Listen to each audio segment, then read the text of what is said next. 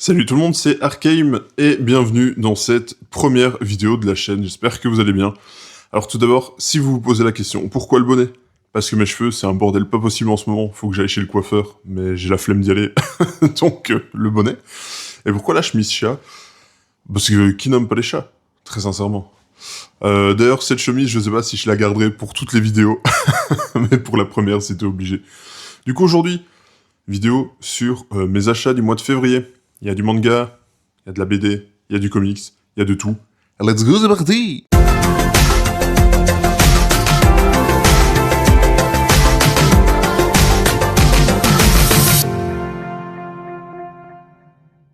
Du coup, on va commencer avec le manga, avec 3 tomes de Blood Crawling Princess, comme ceci. Donc on a le tome 1, les covers sont trop cool. Hein. Le tome 1, le tome 2, magnifique. Et le tome 3, superbe cover également. Pourquoi j'ai acheté ce truc? Bah c'est suite à la vidéo de David Kollek. D'ailleurs, allez suivre sa chaîne, excellente chaîne au demeurant. Et moi je l'avais feuilleté en librairie, j'avais vu le tome, j'avais fait putain la cover est trop stylée. Du coup j'ai un peu ouvert et tout, j'ai fait ouf, il y a un truc que j'aime pas dans les mangas, c'est les têtes un peu qui se déforment trop, tu vois. Genre la fille elle a une tête plutôt angélique et tout à coup elle a vraiment des yeux énormes comme ça, des dents de 3 km. C'est pas foufou, j'aime pas ce style, je vais essayer de vous trouver le passage dans le manga. Ouais. Du coup, ça m'avait pas trop chauffé. Suite à sa vidéo, bah, David, il m'a plutôt convaincu. Au final.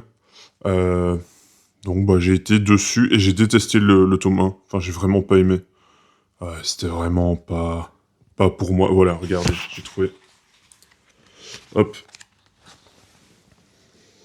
Oui, ce genre de tronche. J'ai vraiment du mal. Mais passer le premier tome, qui est un peu... c'est un peu sale pour rien, tu vois, c'est un peu gratuit, parce qu'on suit une princesse déchue, d'un royaume déchu, qui a été capturée, et elle est devenue prostituée, malgré elle. Et en fait, elle est dans une sorte de ville d'enclave, comme ça, qui est une énorme ville de prostitution, où tous les soldats vont, après la guerre et tout ça, assouvir leurs plus bas instincts. Et donc on a une révolte des femmes, etc. Elles vont tout du moins essayer de s'échapper de tout ça. Et en vrai, le tome 1 pose les bases. Là, comme je vous dis, j'ai vraiment pas accroché. Et puis, bah, ça s'améliore petit à petit. Franchement, tome 2 et 3, trop cool. On voit leur fuite de la ville jusqu'à un navire. Et ouais, là j'ai vraiment accroché. Les dessins sont plutôt jolis. Donc très sincèrement, ne vous arrêtez pas au tome 1. J'ai bien fait de prendre les 3 premiers tomes au final, parce que sinon, bah, j'aurais lu le tome 1 et j'aurais aussitôt revendu le truc. Ensuite, qu'est-ce qu'on a d'autre en manga? Alors, hop. C'est le carnage autour de moi, les gars. Je vous assure, c'est le carnage. Bah, pareil, j'ai pris les 3 tomes. Centuria. Hop. Shonen, il me semble, dans un univers de Dark Fantasy. Tome 2. Les covers sont cool, également. J'aime beaucoup le trait de l'auteur. Et tome 3. Voilà. D'ailleurs, n'hésitez pas à aller sur mon Insta, je mettrai le lien dans la description, parce que je fais des reviews sur Insta, quasi tous les jours, quand j'ai le temps. Mais ça a été chroniqué. Blood Crawling Princess et Centuria, donc n'hésitez pas à aller lire. Et Centuria, c'est pareil. J'avais lu le tome 1, j'avais fait ouais, c'est prometteur, mais on savait pas trop vers où ça allait aller. Et au final, j'ai continué, j'ai bien fait, parce que je kiffe vraiment bien. Ça reste un peu classique, du shonen un petit peu classique, mais c'est plutôt cool. Ce genre de planche, je sais pas si vous verrez quelque chose. Hein. De toute façon, c'est la première vidéo, elle sera pas ouf, hein, je le sais. Mais bon, on est là pour le kiff, on est là pour le fun et en mode détente. Du coup, Centuria, on suit ce jeune garçon, voilà, qui est sur la cover, qui s'appelle Julian, ou Julian, je ne sais pas, qui est un esclave. Il va se retrouver sur un bateau. Et malheureusement, ce bateau, il va y avoir une mutinerie, en gros, et tous les esclaves sur ce bateau vont être sacrifiés, et tout à coup, il y a une entité de la mer, enfin une divinité, une déité, on sait pas trop ce que c'est, qui débarque et qui propose à Julien de faire un pacte, d'obtenir la force des 100 esclaves qui ont été sacrifiés, et, euh, et voilà, sauf que c'est pas lui qui va se sacrifier, c'est une mère enceinte qui a rencontré Julien, et ils se sont liés d'amitié, euh, et elle va accoucher de sa gamine, et Julien va devoir protéger sa gamine en ayant ses pouvoirs des 100 esclaves. Bah, c'est plutôt cool, c'est de la dark fantasy, donc moi j'aime ça, juste le décor me plaît énormément. Voilà, bon, n'hésitez pas à aller lire ma critique sur Insta, hein, parce que je vous avoue qu'à l'oral je suis pas très très bon, je suis beaucoup plus fort à l'écrit, donc allez checker ça si ça vous intéresse. Ensuite, bah, pour le manga, c'est fini, c'est déjà très bien. Deux nouvelles séries, 3 tomes chacun, c'est plutôt pas mal. On va passer aux comics avec, bien évidemment, Univers Absolute. Ben oui, le meilleur univers actuellement pour moi. Celui que je préfère suivre. Donc j'ai acheté le Green Lantern qui sortait, et j'ai bien fait parce que tout le monde disait, enfin les lecteurs de VO, beaucoup disaient que c'était pas fou, le rythme était lent et tout. Moi je l'ai lu en relié, j'ai kiffé. C'est un de mes absolutes préférés. J'aime la relecture de Halloween par rapport au spectre des couleurs. Il y a pas mal de mystères. Euh, non, franchement, c'est cool. C'est vrai que les dessins ne peuvent pas plaire à tout le monde. Moi, au final, je les ai beaucoup aimés. Euh, franchement, ouais, ils sont vraiment très cool. Après, c'est un style, hein. Ça peut pas plaire à tout le monde, c'est sûr. C'est pas un style mainstream de comics, hein. Mais voilà, moi j'ai kiffé ma lecture. J'attends le tome 2 avec impatience. En plus, il a été annoncé par Urban, il arrive très très vite. Il arrive en juin, il me semble. Donc trop cool. Que Absolute Green Lantern, laissez-vous tenter, très sincèrement, et faites-vous votre propre avis. Après, c'est possible que vous allez peut-être détester. Mais c'est pas grave, il faut se forger son propre avis. Et pareil, ça, je l'ai chroniqué sur Instagram. Ensuite, le Mastodonte. Ça a été ma lecture préférée en ce mois de février. C'est une absolue dinguerie, et je parle de Batman. Regardez-moi ça. Putain, les muscles qu'il se tape, le type, c'est un steak sur pattes, hein. Il a des veines sur les veines, il a des muscles sur les muscles, c'est incroyable. On dirait qu'il est sorti de Baki, le Ben. Et pouah. Ah, franchement, c'est la meilleure série absolue, hein, les gars. Y a pas à chier, enfin, y a pas à tortiller du cul pour chier droit, hein, comme on dit. C'est fou. C'est fou. Il va y avoir l'intro de Ben, l'intro de Mr. Freeze, un Batman qui va être dans ses derniers retranchements, parce que le Ben, il rigole pas du tout, hein. Ah là, le venin, ça fait autre chose que lui gonfler un peu les muscles au Ben. On est sur du body horror, sur de l'action euh, non-stop. Enfin non, pas non-stop, mais de la grosse action, du gros bourrinage. Et franchement, foncez, hein. Foncez les gars, que ça à dire. Si vous voulez, moi j'en ai parlé chez Julie Nico lors du dernier Apéro Comics. Donc si vous voulez avoir mon avis, et j'en ai fait la chronique également sur Instagram, parce que on fait de la pub ici, et ouais. Ensuite, toujours comics. Ça, pareil, ça devient un peu un running gag chez moi. J'en fais souvent la promo, mais c'est Lightfall. Regardez-moi ça, quelle beauté. Pa. Il est magnifique. Il brille de mille feux. Hop, le dos, l'arrière. Lightfall, c'est quoi? C'est un comics jeunesse écrit et dessiné par Tim Probert. Et on va suivre... Tiens. C'est une de mes œuvres préférées, je retiens pas les noms des persos, quoi. Ça, c'est terrifiant. Je sais plus s'ils disent le nom de l'héroïne. Je pense que c'est Béa. Je pense qu'elle s'appelle Béa. Diep. Ouais, bon. Bon, c'est Béa, qui va aller partir chercher des herbes pour son grand-père, qui est un cochon. Oui, c'est un monde un peu particulier. Et pourquoi pas, hein. Dans Dragon Ball, vous savez, il y a des hommes ours qui se baladent à côté des Super Saiyans et des humains et d'androïdes, donc pourquoi pas. Elle va aller chercher des herbes pour son grand-père, et en route, elle va rencontrer Cab, qui est issu d'un peuple assez spécial qu'on peut voir sur la cover, voilà, à côté de l'héroïne. Il est assez stylé, j'aime beaucoup son design. Ils vont se lier d'amitié, etc. Et lorsqu'elle va rentrer chez elle, son grand-père a disparu. Et il lui laisse, il me semble, une lettre assez mystérieuse. Ils vont partir à l'aventure et découvrir que c'est un monde qui court à sa perte. Il y a une grosse menace qui plane sur le truc. Enfin, on est vraiment sur du bouquin de fantasy plutôt classique mais efficace. Il y a notamment des thématiques abordées vis-à-vis de l'héroïne qui sont très intéressantes. Notamment le fait qu'elle fait des crises de panique. Elle a pas très confiance en elle, etc. Et tout ça va être abordé, c'est trop bien. Donc ça, c'est l'édition collector que je vous ai montré, qui est un peu plus chère, elle est à 27 €. De base, c'est des tomes souples, qui sont quand même dans un format plutôt grand, également. Ils sont à 19 €, je pense. On est à 3 tomes actuellement en VF pour les tomes souples. Tomes collector, on est à 2 tomes. D'ailleurs, voici le deuxième, sorti en fin d'année 2025. Il est magnifique aussi, hein, les gars. Franchement, quel ouvrage de fou. Les pages colorées et tout, enfin... C'est somptueux. Et si vous aimez la fantasy, foncez. Très sincèrement, allez dessus. Je pense que vous ne regretterez pas, que ce soit en édition collector, si vous avez un peu plus de sous, ou l'édition classique, si vous voulez...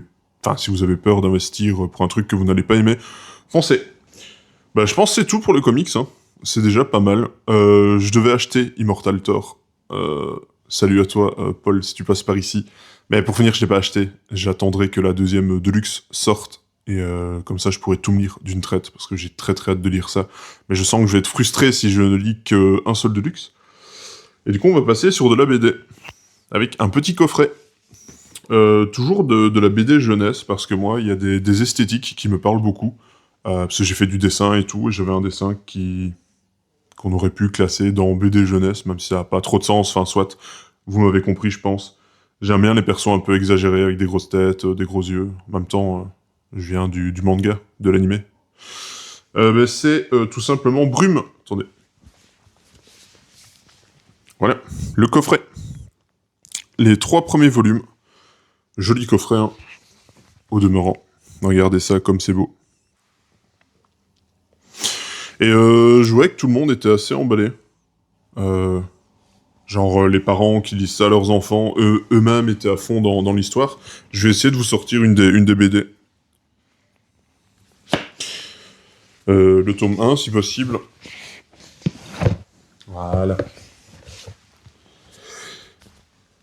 Petit vernis sélectif, là. Encore une fois, de très belles éditions. De la dorure à chaud et tout. C'est trop beau.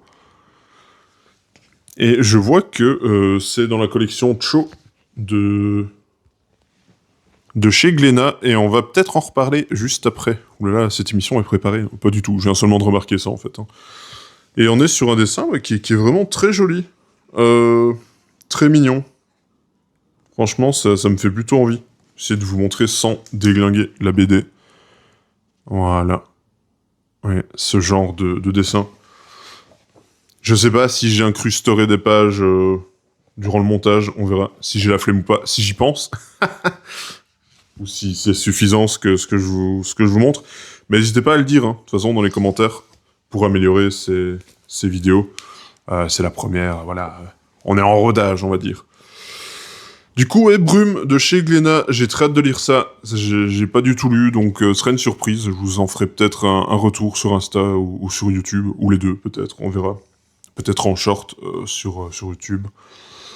Ensuite, ce que j'ai acheté d'autre, ceci, le Collège Noir. Regardez, encore une fois, une esthétique plutôt marquée au niveau des personnages. Alors, le Collège Noir, moi j'ai découvert ça complètement par hasard. J'avais vu une pub, il me semble, sur la page Insta de ADN, vous savez, la plateforme de streaming d'animé, de manga, enfin d'animé, pas de manga ça se regarde pas, ça se lit, française. Et en fait, il y a un animé de 6 épisodes, 6 courts épisodes qui durent entre un quart d'heure et 20 minutes pour le plus long, je pense. Et l'esthétique m'a tellement plu. J'ai regardé les 6 épisodes. En plus, il me semble qu'ils sont gratuits sur YouTube. Je sais pas si c'est encore d'actu ou si j'ai rêvé. Mais allez vérifier, parce que je pense que ça pourrait vous plaire, pour ceux qui kiffent les animés, l'animation, etc. Et on se retrouve au cœur des montagnes du Cantal, avec une petite bande de gamins qui sont en internat pendant l'été. Genre internat, colo de vacances pendant l'été, mais ils se font grave chier. Et un soir, ils vont embêter une vilaine sorcière, oui, parce qu'on est sur un récit qui est fantastique et un peu horrifique. Et ouais, c'est génial, hein. Franchement, que ce soit les persos, les musiques utilisées dans l'animé, c'est top. Et du coup, bah, il fallait que je prenne la BD, parce que je pense que ça s'arrête à la moitié de celle-ci. Et je voulais connaître la suite, et de toute manière, j'ai tellement accroché que bah ouais, il me fallait le bouquin. En plus, il est pas cher, hein. Regardez, il y a pas mal de pages, et on est sur du 20 euros. 20,90 €, quelque chose comme ça. C'est de Ulysse Malassagne. Et franchement, foncez, hein. Si ça vous tente, n'hésitez pas. Petite curiosité. Il nous reste 2 choses et 2 énormes coups de cœur. Notamment, bon, ça, tout le monde en a parlé, je pense, mais a raison. Terre ou Lune, les gars, de chez la nouvelle édition, notamment de Sullivan Rouault, anciennement iComics, Mangetsu, enfin, vous connaissez. Pour ceux qui s'intéressent au monde de la BD, du manga et du comics. Terre ou Lune, de Jatko. Bah, moi, j'avais suivi les aventures de Sullivan depuis son départ de iComics qu'il avait annoncé. Et j'avais assisté en live au lancement des éditions Morgan, où ils présentaient leurs 2 premières œuvres, etc. Et franchement, ils ont sélectionné des pépites et des auteurs de talent, parce que Jatko, c'est seulement son 2e ouvrage, et je peux vous dire que c'est... pour le moment, c'est ma BD de l'année. Alors je sais, on est début mars, quand je tourne cette vidéo. Ça va être compliqué de venir la chercher, hein. Sincèrement, c'est maîtrisé de bout en bout. Narrativement, graphiquement, c'est ultra abouti. Après, encore une fois, graphiquement, bah, ça plaît ou ça plaît pas, hein. On est sur un style très doux à la Miyazaki.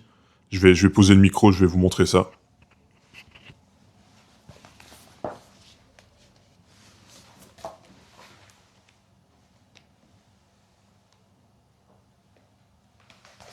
Et ça marche du feu de Dieu.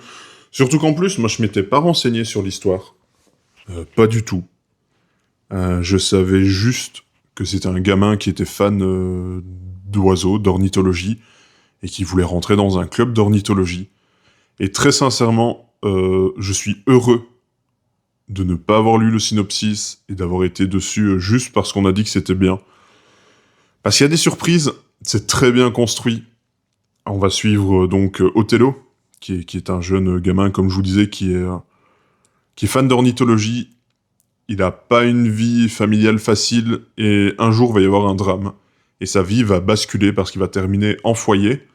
Et on le retrouve, il me semble, 4 ans plus tard.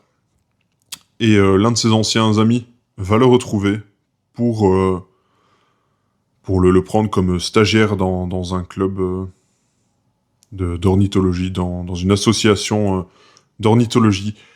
Et c'est là que le récit démarre, et il y a pas mal de surprises. Franchement, les gars, allez-y, parce qu'il est à 27,90 €, il me semble, jusqu'au 29 avril. Et après, il sera au prix de 32,90 €. Ce qui est très honnête, hein, parce qu'il y a plus de 300 pages hein, là-dedans. C'est un énorme bébé, l'édition est vraiment cool, et regardez, par rapport à ma main,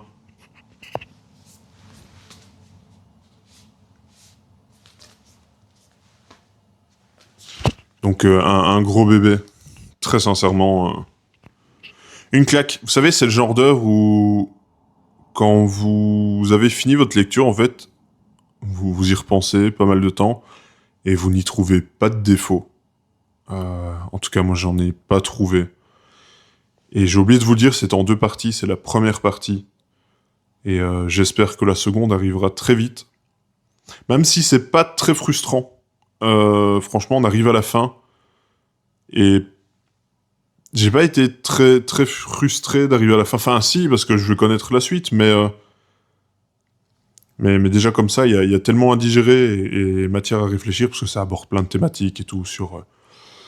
Enfin, vous verrez. Je vous laisse la surprise. Ensuite, on va terminer par un gros bébé. Je vais poser le micro encore une fois, parce que, bon, je vais avoir besoin de mes deux mains.